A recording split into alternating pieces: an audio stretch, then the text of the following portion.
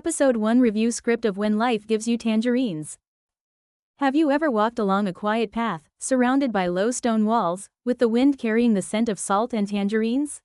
When Life Gives You Tangerines, Netflix's latest drama, takes us to the heart of Jeju Island, where the waves speak louder than words, and the silence between people holds generations of emotion. This drama is not just about first love. It's about memory, longing, family, and the quiet resistance of dreaming in a world that doesn't allow it. Episode 1 begins with an older Aesoon, played by Moon So-ri.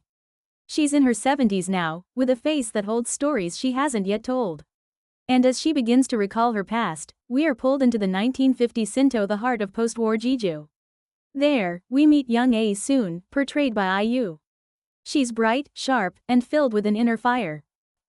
She lives with her mother, Gwansik, a Hanyoa woman who dives into the ocean every day to provide for her family. Gwansik is strong, blunt, and weathered by life. To her, survival is everything. Dreams? They're for people who can afford to lose. She tells Aesoon to stop wasting time with books, to think about her future, to grow up.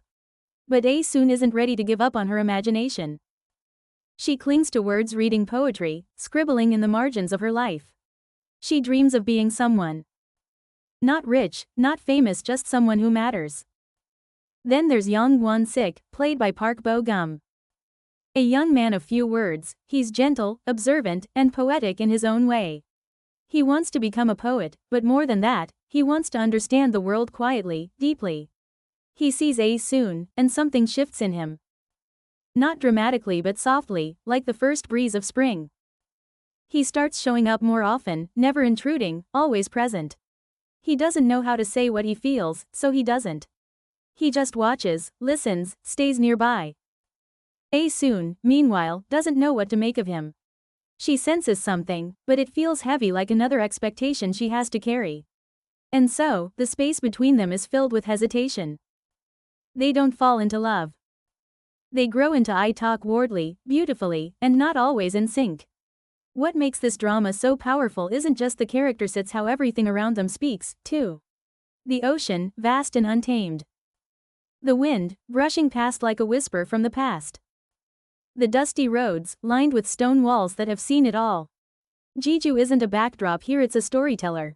Before you see a face, you see the land. Before a tear falls, you hear the wind. This is a drama where nature holds emotion better than any line of dialogue ever could. And then there's the Jeju dialect. It might sound unfamiliar, even harsh at first. But listen closely, it's filled with warmth, rhythm, and history. It's in the way Gwansik scolds her daughter without ever saying I love you. It's in the way neighbors chat, half joking, half crying. The language itself feels like the island, rugged, real, and impossible to forget. There's a moment that absolutely broke me. Aesoon and her mother sit by the sea. They don't speak. They just sit, two women from different generations, looking at the same waves. The silence between them is loaded with love, regret, fear, and something almost like peace. IU's portrayal of Aesoon is stunning. She gives the character so many layers, tough but soft, strong but scared, naive but bold. Her performance isn't flashy, it's honest. And that honesty is what makes it unforgettable. Park Bo-gum's Gwansik is equally moving. He barely raises his voice. He doesn't need to. Every glance, every hesitation, every line of his poetry, it stays with you, like a song you didn't know you needed. When Life Gives You Tangerines isn't just a period drama. It's a love letter to Jeju. To mothers who gave everything without saying a word. To daughters who dreamed when dreaming was dangerous. To the people who loved in silence, because they didn't know how else to survive. If you're looking for a story that takes its time, that breathes, that feels, this is it. Let it wrap around you like a sea breeze. Let it remind you of your own mother. Let it remind you of that version of yourself that still believes in poetry. Thank you for listening. If this story moved you, share your thoughts in the comments.